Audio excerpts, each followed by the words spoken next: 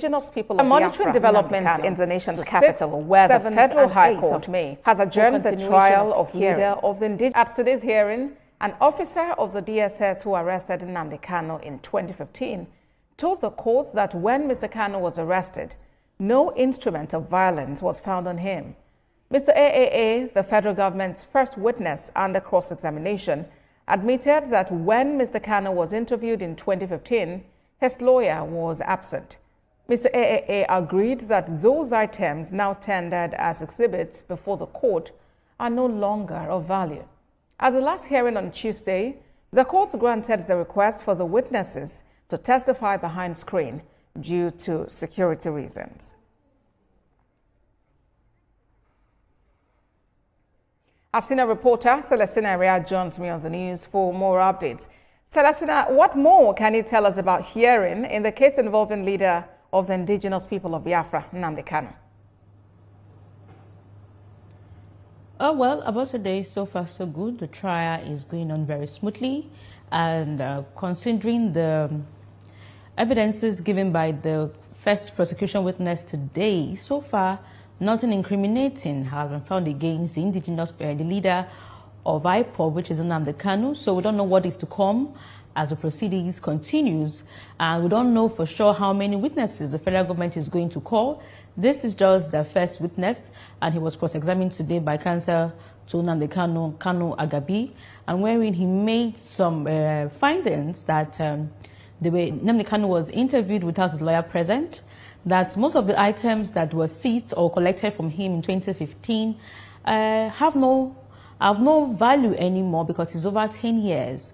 But Justice James Omotosho told Kanu Agabi, which is counsel to Nnamdi Kanu, to come by way of application before the court seeking the release of some of those items, wristwatches, gold chains and necklaces, and see if Mr. Kanu can peradventure sell them and get something out of it. But so far so good, they have no importance. So it will not be of any good for either the prosecution or the defendant for those items to still remain in the custody of the court, because now they are exhibits.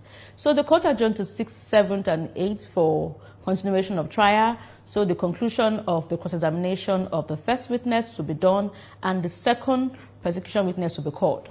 All right. You mentioned a while ago that it's unclear how many witnesses the prosecution would be calling. But does it appear that the others might also enjoy this liberty to testify behind screens? Yes, definitely, because this is the position the court has taken, and it was because of the application filed by the federal government lawyer saying that to protect the identity and the life of the witnesses, they should testify behind the screen. The prosecution first witness, which the court named Mr. AA, to protect his identity, testified behind the screen, and when he even walked up to the dock where he was shielded, he wore a mask. So, but basically, one thing is important: the defendant, which is Nnamdi Kanu, can actually see the witness, but the person, he or she, is shielded from the floor of the court, which are other lawyers and also litigants and journalists. But the defendant, Nnamdi Kanu, can see whoever the prosecution witness is. And this is the first witness. He is a DSS officer. He was among those that arrested Mr. Kanu in 2015, where he was interviewed. And also he said he was among those who escorted Mr. Kanu to the headquarters here in Abuja.